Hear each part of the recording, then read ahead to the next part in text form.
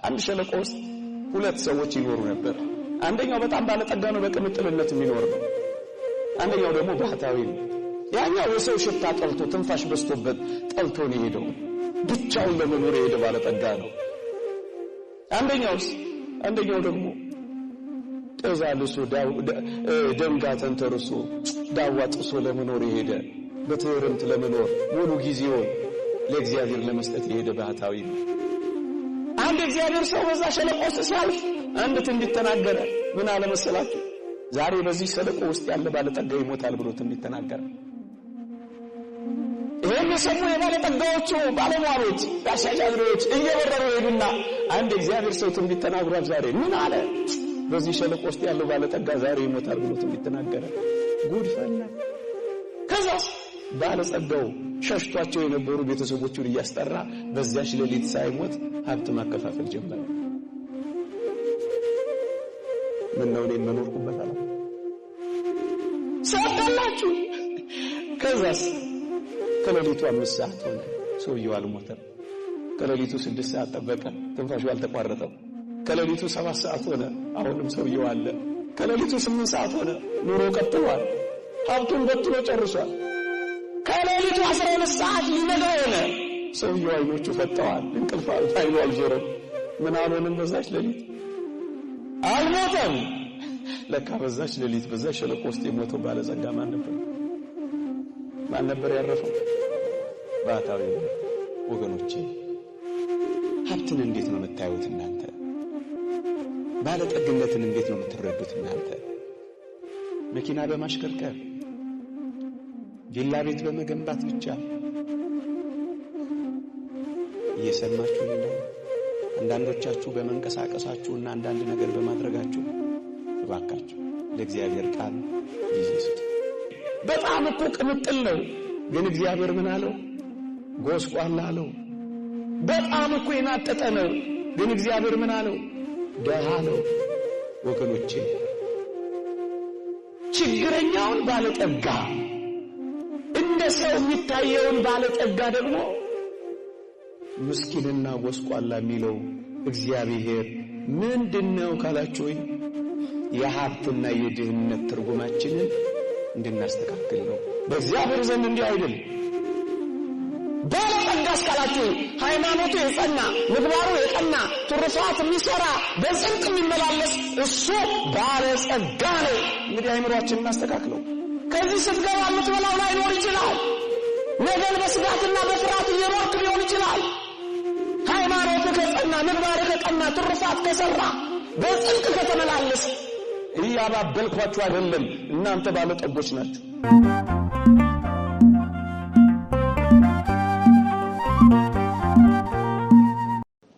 በስመ አብ ወወልድ ወመንፈስ ቅዱስ አሃዱ አምላክ አሜን።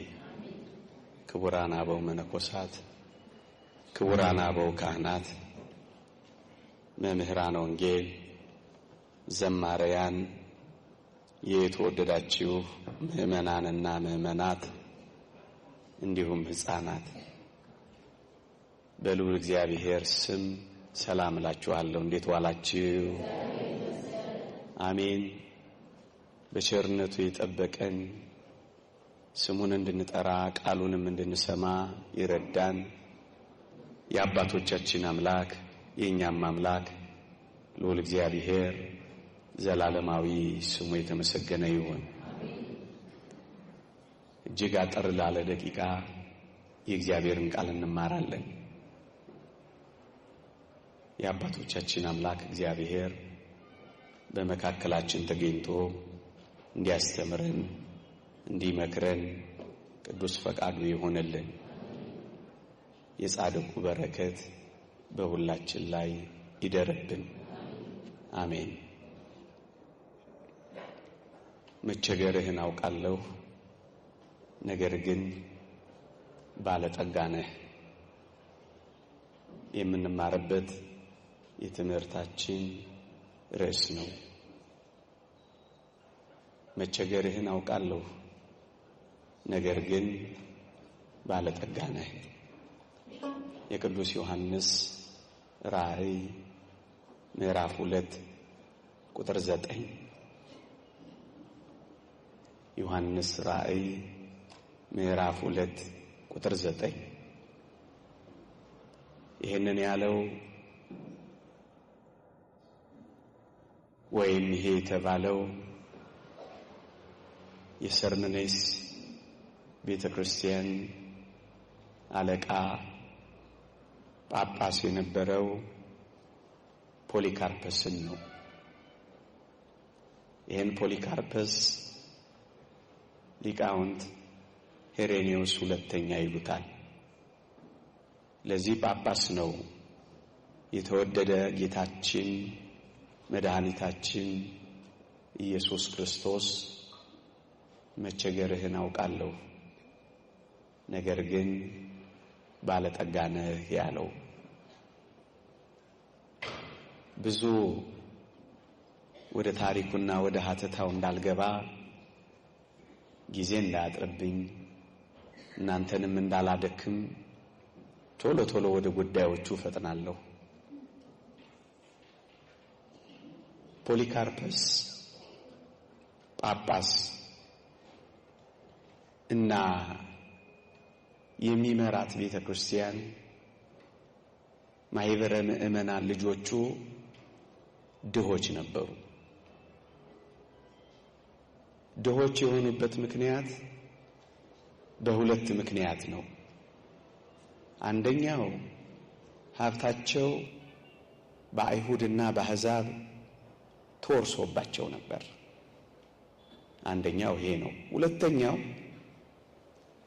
በፍልሰት የመጡ ስለነበሩ ያላቸውን ሀብት ትተው ነው የወጡት።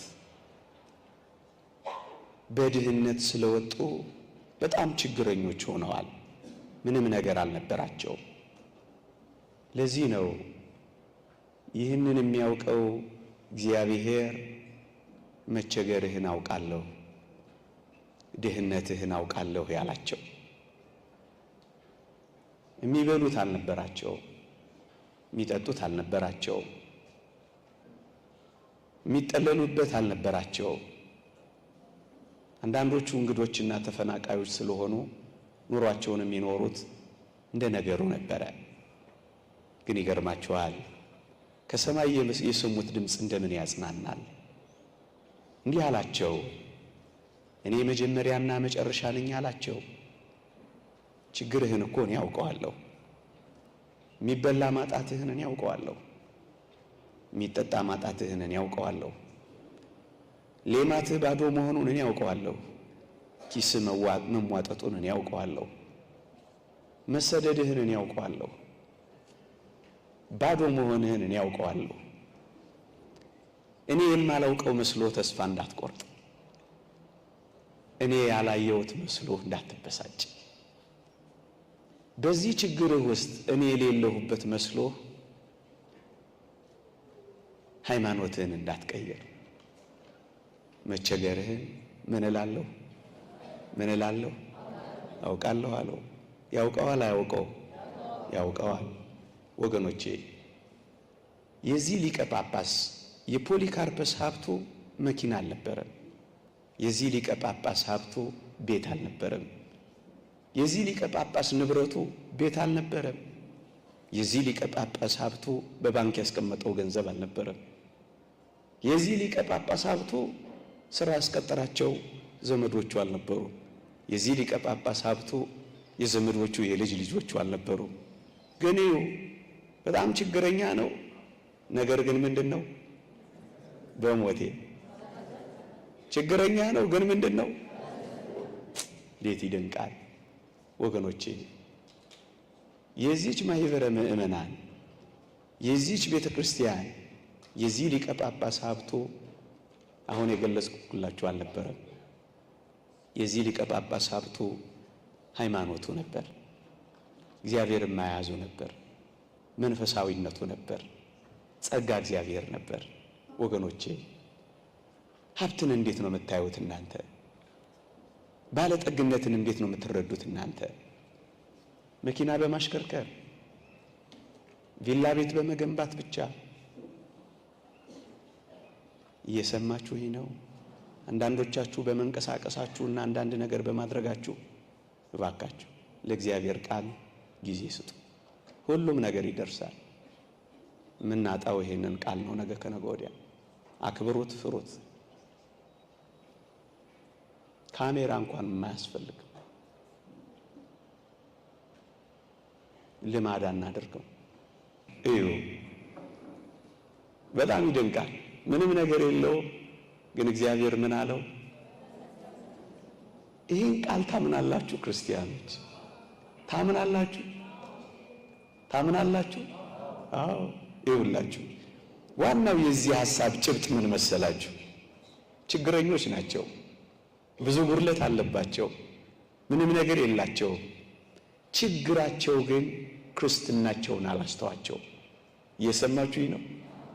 ድህነታቸው መንፈሳዊነታቸውን አላጠፋባቸው። ምንም ነገር ያለ መኖራቸው ምክንያት እግዚአብሔርን አላስተዋቸውም።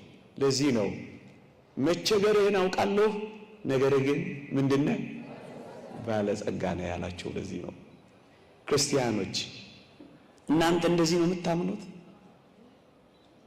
ባለጠጎች ነን ብላችሁ ታምናላችሁ ነው? ታጉረመርማላችሁ?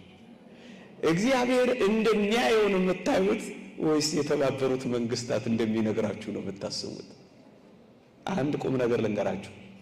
የተባበሩት መንግስታት ወይም የዚህ ዓለም ርዕዮተ ዓለም ድሃ የሚለው ከተወሰነ ኪሎ ካሎሪ በታች የበላችሁ እንደሆነ ነው። እውነት አሰብ ድሃ የሚላችሁ እንደሱ ነው። ወይም ደግሞ በአመት የሆነ ዶላር ጂዲፒ ነው የሚባለው አይደለ? የሆነ ጂዲፒ ላይ ካልደረሳችሁ ድሃ ነው የሚላችሁ። እናንተ ኦርቶዶክሳውያን ግን እነሱ እንደሚነግሯችሁ እናንተ ድሃ ነን ብላችሁ ነው የምታስቡት። ለዚህ እኮ ነው የተፈናቀለ ነው፣ ስደተኛ ነው፣ ምንም ነገር የለውም፣ ድሃ ነው። ግን ምንድነው? ይሄ ነው እኮ ሃይማኖት ማለት። አሁን በዚህ ዘመን አንዱ ሊኖረን የሚገባው እይታ ብዬ የማስበው ጭርምት፣ ኩርምት፣ ተስፋ የቆረጥነው ምንም ነገር የለንም ብለን እያሰብን እኮ ነው። የእግዚአብሔር ልጅነት እኮ ባለጠግነት ነው። የእግዚአብሔር ጸጋ የመሰለ ምን ባለጠግነት ነው ያለው ወገኖቼ። ቤት ላይኖራችሁ ይችላል። የሰማይ ቤት ካላችሁ እናንተ እኮ ባለጠጎች ናችሁ። የምትቀያየሩት ልብስ ላይኖራችሁ ይችላል። ግን አንዱን ተወቁ፣ በሰማይ እግዚአብሔር የሚሰጠን ነጭ ልብስ እኮ አለን። ለምንድን ነው እነሱ የነገሩንን ተቀብለን ተስፋ እስክንቆርጥ ድረስ መከራ የበላ ነው? ለምንድን ነው ጭርምት ኩርምት ብለን ያለው? ንዑድ ክቡር ሐዋርያው ጳውሎስን አታስታውሱ? ድሆች ነን ግን ብዙዎችን ምን እናደርጋለን? ባለጸጎች እናደርጋለን። የሰርምኔስ ቤተ ክርስቲያን አለቃ ጳጳስ መቸገርህን አውቃለሁ፣ ነገር ግን ባለጠጋ ነህ አለው። ኦርቶዶክሳውያን የምር እግዚአብሔር ከእናንተ ጋር ከሆነ ድሆች አይደላችሁም፣ ባለጠጎች ናችሁ። የምትጠለሉበት ቤት ብታጡ፣ የምትመገቡት ምግብ ባይኖራችሁ፣ የምትመረኮዙት ዘመድ ባይኖራችሁ፣ እናንተ ይሄን ለማባበል የምለው ቃል አይደለም። ይሄው የእግዚአብሔርን ቃል ያነበብኩላችሁ። ባለጠጎች ናችሁ፣ ሁሉ አላችሁ። አንድ ለንጽጽር በራዕየ ዮሐንስ ምዕራፍ 3 ደግሞ የሎዶቅያ ቤተክርስቲያንን ጳጳስ ደግሞ ላሳያችሁ።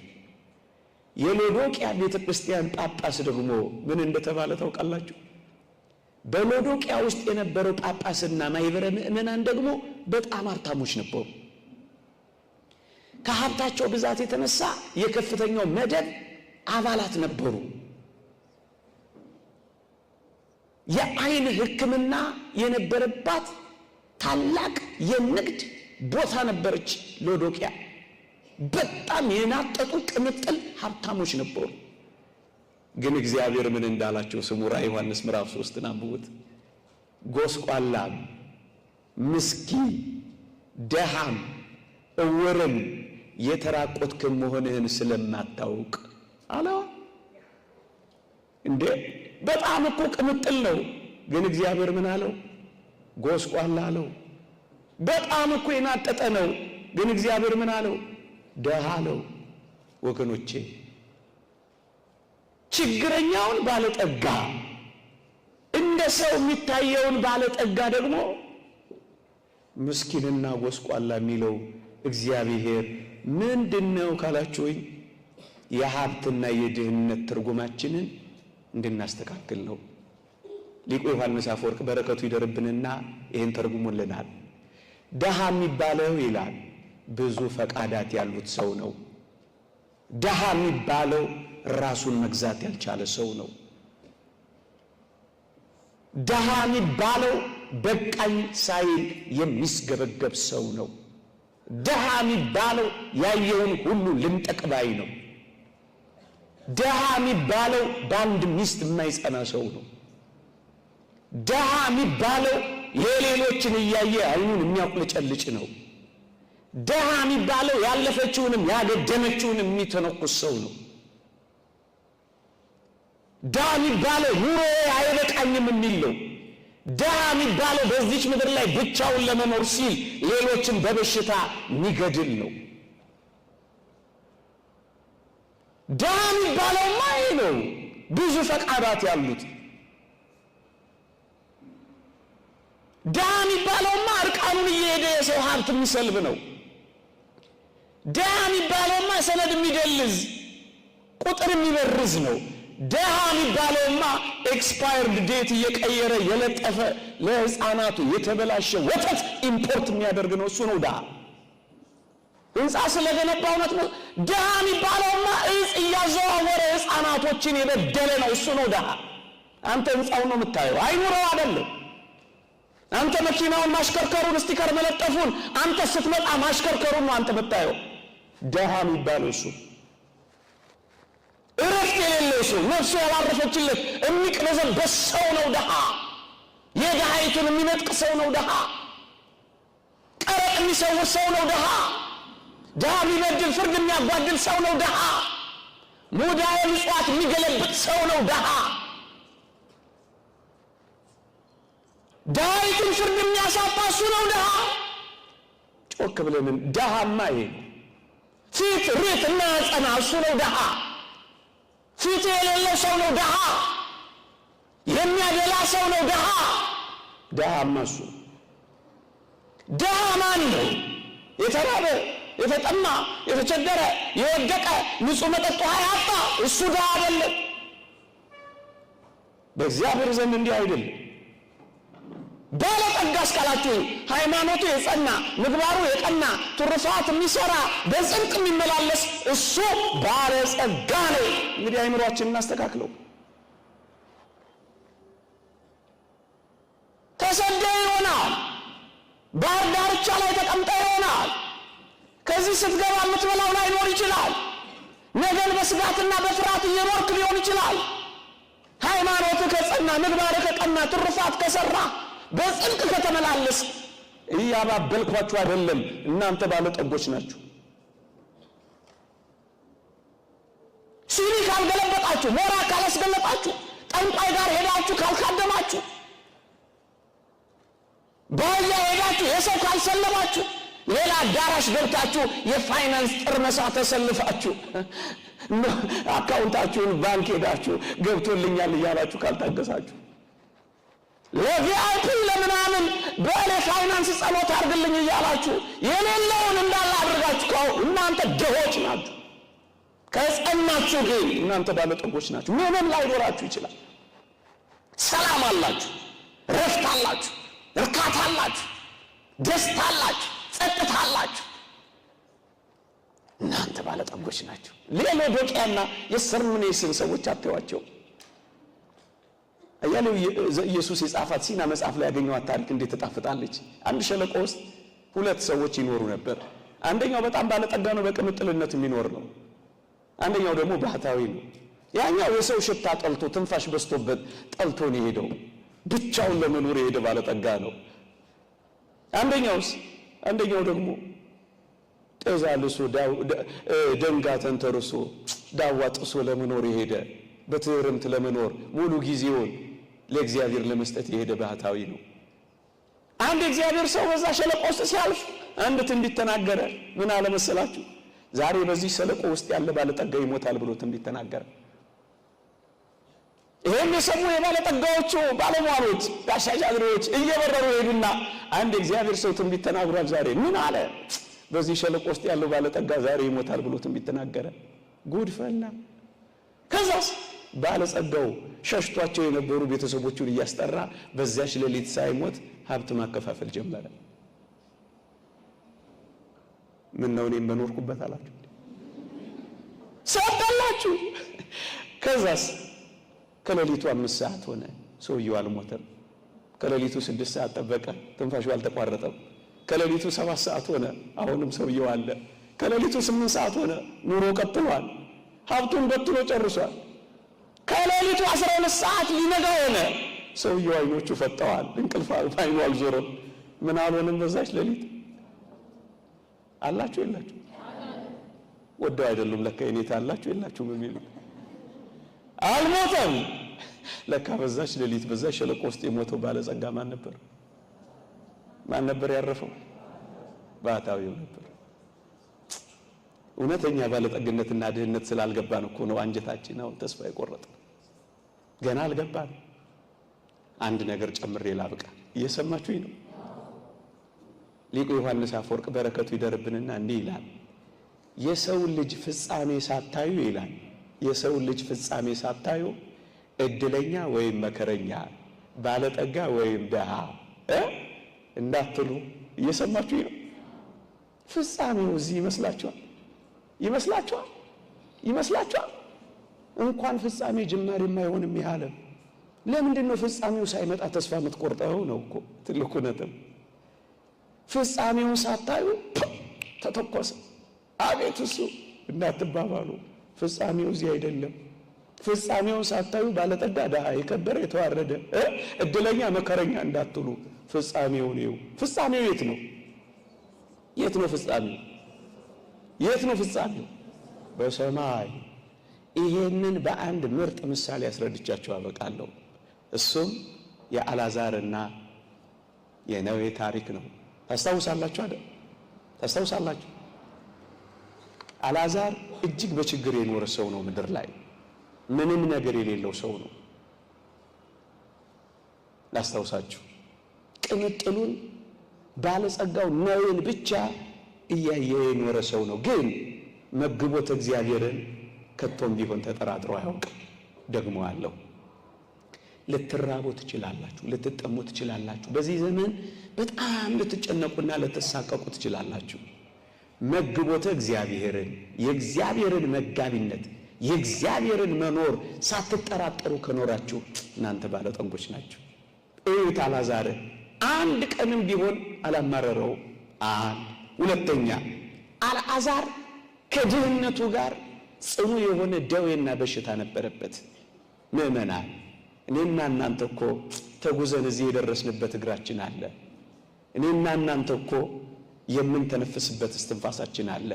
እኔ በምናገርበት በዚህ ደቂቃ በዚህ ምድር ላይ ትንፋሽ አጥተው ማሽን ተገጥሞላቸው የሚተነፍሱ እኮ ብዙዎች አሉ።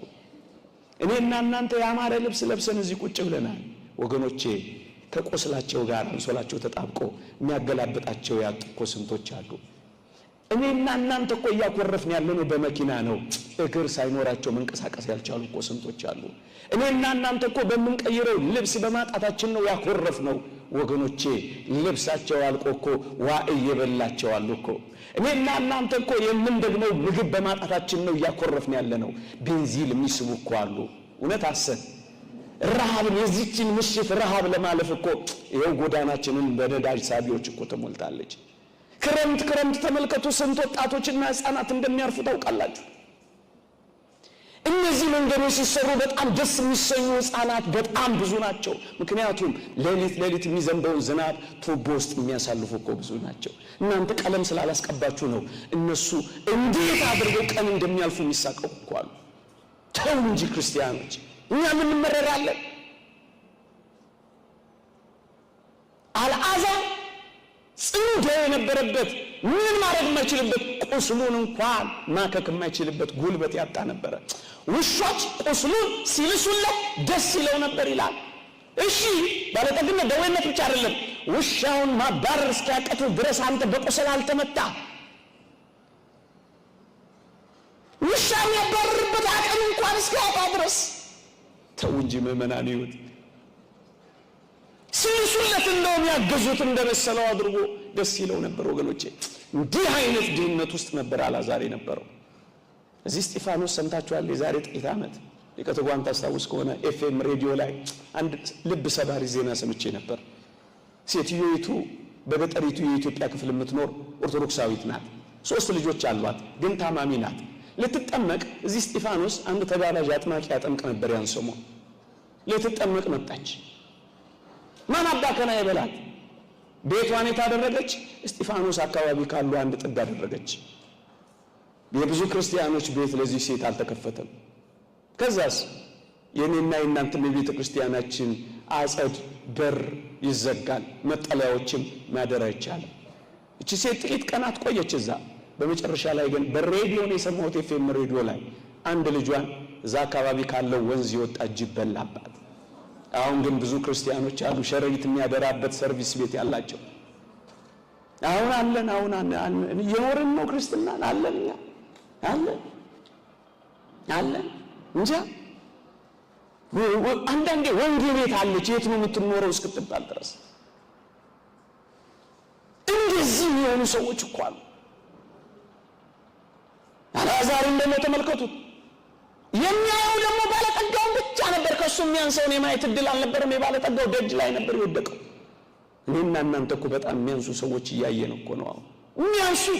እንደውም የዓለም እርከንና ደረጃ ሁሉ ያወጣል። ድሃ ከዛ የድሃ ሁሉ ይላል እንጂ ደግሞ ሰሞኑን ሌላ ስም ሳይሰጠን አይቀርም።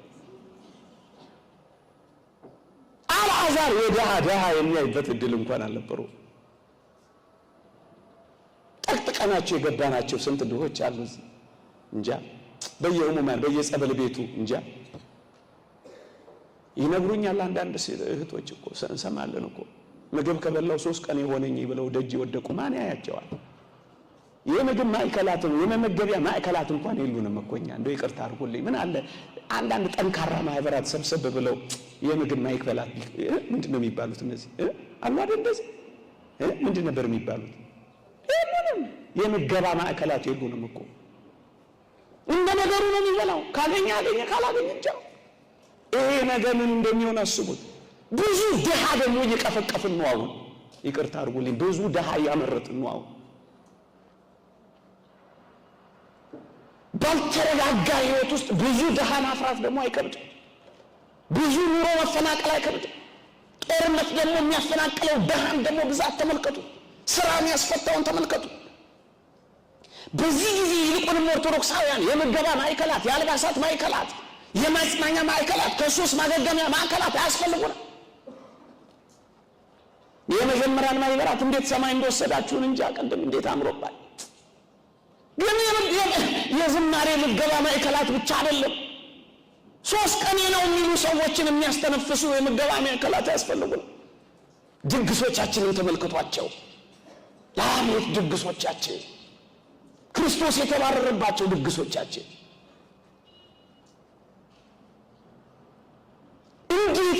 እንዴት ሶፍት የተቀለለበት ምግባችን፣ አጥንት የተጋጠበት ስጦታችን አሁን ለኢየሱስ ክርስቶስ የሚሆን ዝክር ነው። አሁን ለአባ ሲኖዳ የሚሆን ዝክር ነው። እንጃ በዘበኛ ያባረርነው ክርስቶስ አይታያችሁ? ፀሐይ ላይ ያስቀመጥነው ጌታ አይታያችሁ? እውነት ነው። ስሜታዊ ሆኜ አይደለም እላችሁ። ከወንጌል በተቃራኒ እየኖርን አይታያችሁ? ጌታን ክርስቶስ ደጅ ወድቋል። ቁራሽ ዳቦ አጥቶ ወድቋል። የኛ ዴዘርት ደግሞ መጨረሻው ምንድነው? ዴዘርት ነው? ስታርተር ነው? ምንድነው የሚባለው? ዲዘርት ነው? ምንድነው ነበር የሚባለው? የትም ይሄ ዲዘርት ነው። የኛ ዲዘርት 80 ሺህ ብር ኬክ አትብሉ ማለት እኮ አይደለም። እንኳን ዲዘርት መበላት ከተቻለ ይበላል። ምን አገባኝ? ስታርተራችን የ80 ሺህ ብር፣ ምግባችን የ200 ሺህ ብር፣ ዲዘርታችን የ8 ሺህ ብር ይበላ። ግን ደግ እየተሰራ ግፍ ሳይሰራ ክርስቶስ ቁራሽ ዳቦ አቶ ከወደቀ ያንተ ምንድነው? ክርስቶስ በውርጭና በነፋስ ከተመታ ያንተ በጌጣጌጥ ያሸበረቀው ማንነት ምንድነው? ክርስቶስ ውሃ አቶ ከወደቀ ለክርስቶስ ስጋና ደም ማቅረቢያ የሐር ጨርቅ፣ የወርቅ ጽዋ፣ የእርፍ መስቀል ወርቅ ምንድነው? ዮሐንስ አፈወርቅ ነው የሚገስጽ። ምንድነው ክርስቶስ? ምንድነው ወንጌል? ምንድነው ሕይወት? ምንድነው ኑሮ? ምንድነው መንግሥተ ሰማያት? ምንድነው ክርስትና? ወድቋ ባንሳው ልብ ያለ ሰው የሚስራ እስኪ በዚህ ዘመን የተራበ እንዳይኖር፣ የተጠማ እንዳይኖር፣ ያዘነ እንዳይኖር፣ የተከዘ እንዳይኖር፣ የተሰበረ እንዳይኖር፣ አንጀቱ የታጠፈ እንዳይኖር እስኪ ንጎራረስ። ባለጠግነት የአልዓዛርን ተመልከቱት። አልዓዛር ቢለምን አልሰጠውም። እኛ እኮ ብንለምን የሚሰጠን እናጣለን። እኔ እዛ በወርቅ ቢያንስ በቀን እንኳን አገኛለሁ። እውነት አሰብ ደህና ልብስማ ከለበስኩ በደንብ ነው ማገኘው። እውነት አሰብ ይራራልኛል። ይሄ ከሚዲያ ውጪ ነው እንጂ ባለፈው ሶሪያውያን ተፈናቃዮች እንደዚህ ማገኛል። አልዓዛር ቢለምን የሚሰጠው አልነበረም። ለአልዓዛር እኮ ትንሣኤ ሙታን እኮ አልተሰበከውም። ይሄ ሆኖ ግን አልዓዛር ድሃ በመሆኑ ብቻ አይደለም በእግዚአብሔር መንግሥት የገባው፣ ሳያጉረመርም በመግባቱ ነው። ሊቁ አውግስጢኖስ እንዲህ ይላል፣ ባለጠግነት በራሱ የሚነቀፍ አይደለም። እኛ ይህን ሁሉ ስንናገር ባለጠግነትን የምንነቀፍ የሚመስላቸው ሰዎች አሉ። አይደለም፣ ባለጠግነት በራሱ የሚነቀፍ አይደለም። አብርሃም እጅግ ባለጠጋ ነበር። ነገር ግን ድሃውን አልዓዛር በእቅፉ ከማኖር አልከለከለውም። ድሃው በባለጠጋው እቅፍ ተቀምጧልና ሁለቱም በእግዚአብሔር ፊት ባለጠጎች ነበሩ። በማን ፊት? አብርሃም ባለጠጋው፣ ድሃው አልዓዛርም በእግዚአብሔር ፊት ምኖች ነበሩ። በቁስል ተመተን ባለጠጋ ትሆናለህ። እየሰማችሁኝ ነው? ምንም ነገር ባይኖርህም ምትለምን እንኳን ብትሆንም ምን ትሆናለህ? ይሄው ባለጠጋ ሆነ። ቤት የለውም፣ የአብርሃም እቅፍ ቤት ሆነው በውሾች ከመከረም ወደ መላእክት እቅፍ የደረሰው ይሄ አልዓዛር ምንኛ ባለጠጋ ነው። ይሄ ነው ባለጠግነት። ባለጸጋው ነዌን ደግሞ ላሳያችሁና ልጨርስ። ስለ ነዌ መጽሐፍ ቅዱስ በጣም የሚገርም ነገር ይላል። ተቀበረ ሞተም ነው የሚለው። ስለ አልዓዛር ግን ሲናገር ሞተም መላእክት በአብርሃም እቅፍ ወሰዱት ይላል። ወገኖቼ ባለጸጋው ፍጻሜውን ተመልከቱ። ስሙ እንኳን መጽሐፍ ቅዱስ ላይ አታዩትም። አንድ ባለጠጋ ሰው ነበር ነው የሚለው። እየሰማችሁኝ ነው? ስሙ የለም። ምእመናን ስማችሁ እዚህ ዝነኛ ቢሆን ምን ያደርግላችኋል? እግዚአብሔር የማያውቀው ዝነኝነት ምን ይጠቅማል? ከተማችሁ ውስጥ እገሌ ብትባሉ ዝነኛ ቢሆን ብታጨበጨቡ ምን ይጠቅማችኋል? እግዚአብሔር ካለ ፎርብስ መጽሔት ስምህን ቢያወጣው የእግዚአብሔር መዝገብ ላይ ካልተጻፈ ምን ይጠቅማል? ዝነኛ ስም የለም፣ ባዶ ነው። የለም ዝነኛ ስሙ። እግዚአብሔር ስሙን ተጸየፈው። ሁሉም ሰው የሚጠራ ሆነ። እግዚአብሔር ስሙን ከሚጸየፈው እዚህ ስም ባይታወቅ አይሻልም? ለምን ልታውቅ ይችላል? ደረቱን ነፍቶ የነበረው ይሄ ባለጠጋ ምን እንደሆነ ታውቃላችሁ? አልዓዛርን ጭምር አፈሩ። አልዓዛር ብሎ ስሙን ለመጥራት ተሰቆ አብርሃም አባቴ ወይ ማረኛ አለ። አልዓዛር የተዋወቀው አብርሃም ጋር ሄደ። ለምን አፈራ? አፈሩ። የሚታፈር ትሆናለህ። ነገ ባለጠጋ ስትሆን የምትከበር ትሆናለህ። በዘላለም መንግሥት በአብርሃም እቅፍ ስትገባ በእግዚአብሔር ቀኝ ስትቆም እንዳንተ ባለጠጋ ፍጻሜውን ሳታዩ ዕድለኛ፣ መከረኛ፣ ባለጠጋ፣ ደሃ፣ የከበረ የተዋረደ አትበሉ። ደረቱን የነፋውን ደጁ ወድቆ ያላየውን አልዓዛርን ከሩቅ ማየት ጀምሮ በምድር የናቀውን በሰማይ ናፍቋል። አብርሃም አባቴ ሆይ አልዓዛርን ስደድልኝ፣ የጣቱን ጫፍ ውሃ አስነክቶ ምላሴን ያበርድልኝ ዘንድ አልዓዛርን ስደድልኝ አይለ መሰለ። ይህ አጭር ያለ ጠግነት ነው። ያው ጭምር ነው። በጣም አጭር እንደሆነ ታውቃላችሁ። ለአጭሩ ለምን ተስፋ ትቆርጣላችሁ? የፍኖተ አእምሮ ደራሲ ምን እንደሚሉ ታውቃላችሁ? የምግብ አምሮት እና የአይን ፍትወት ይላሉ። ቆንጆ ምግብ አይተን ይላሉ እይታችን ይላል ከእጃችን እስከ አፋችን ድረስ ነው። ከዛ በኋላስ የእይታው አምሮት አለ? ከእጅ እስከ አፍ ድረስ በጣም አጭር ነው። ረዥም ነው። በጣም አጭር። ጣርስ ረዥም። ከምን እስከ ምን? ከምላስ እስከ ጉሮሮ በጣም አጭር ነው። ዘመኑ አጭር ነው። ሕይወቷም አጭር ነው። ጣዕሟም አጭር ነው። ደስታም አጭር ነው። ያኛው ግንስ የማይቆጠር ነው። ታዲያ ለዚህ ባለጠግነት ብለህ ያኛው ባለጠግነት ታውቃለህ? ለዚህ እኮ ነው መቸገሬን አውቃለሁ። ነገር ግን ምንድነው?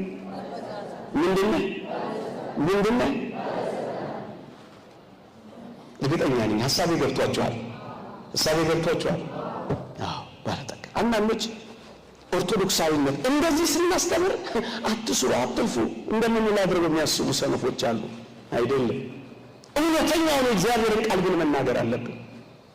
አዎ ሃይማኖተኞች ከሆነ ምግባራችን ሃይማኖታችን ከጸና ምግባራችን ከጸና ትሩፋት ከሰራን በምግባር በጽድቅ ከተመላለስን እኔና እናንተ ባለጠጎች። ይህ ዓለም ተስፋ እንዳስቆረጣችሁ ነው ይህንን ርዕስ ያነሳውበት ምክንያት። ነገ ከነገ ወዲያም ከዚህ ተስፋ የሚያስቆርጡ ብዙ ነገሮች ይመጣሉ። እጆቻችሁን እስከ መጠምዘዝ ይደርሳሉ። በግድ እስከ ማንበርከክ ሊደርሱ ይችላሉ። እኛ ግን እንደዚህ እንዳናስብ። ተሰዳጆችን ብንሆን እግዚአብሔር ከኛ ጋር ካለ ቤት የሚሆነን እሱ ነው። እርቃናችንን ብንሆን ልብሳችንን የሚሆነን እሱ ነው። ብንራብና ብንጠማ ምግባችንና መጠጣችን ክብራችን እንኳን የሚሆነው እሱ ነው። የተዋረዳችሁ እንኳን ብትሆኑ ክብራችሁና ጌጣችሁ ሽልማታችሁ የሚሆነው እግዚአብሔር ነው። እሱ እስካለ ድረስ ባለጠጎች ነን። እቺ ቤተ ክርስቲያን የፋይናንስ ጥርምስ አያለች። ምንም አምጥታችሁ መጸልይላችሁ አካውንት ደብተር የለም አለ። ይሰጧቸዋል። ዛሬ ምናልባት ይቀበሉ ይሆናል አይደል? የለም።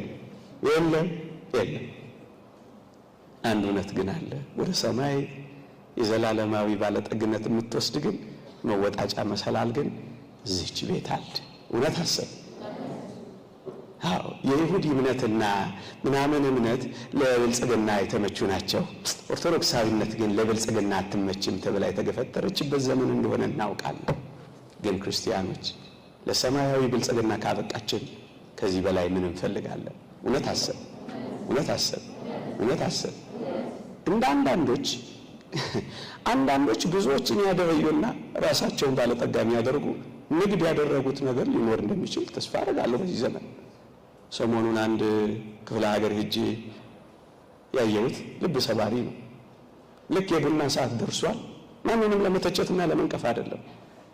ግን ምዕመናን በዚህም ተስፋ ቆርጣችሁ ወደ ሌላ እንዳትሄዱ ለመንገር ብቻ ነው። ምን እንደሆነ ታውቃላችሁ? የቡና ሰዓት ሲደርስ ይሄዱና ለቪአይፒ 10,000 ብር ጸሎት ገዝተው ስለ ይጸለይለታል። ስንት ፎጭ እያደረገ 10,000 ብር። ለተራው ምዕመን እንደኔ ላለው ደግሞ የሚጸለይለት በስንት ብር ነው? በ3,000 ብር። ከወጪ ቀሪስ 3 ኤፌሳር ሃይላንድ ወተር ይሄ ታሸገው ሃይዝና ይቸበቸባል። ሆሊ ወተር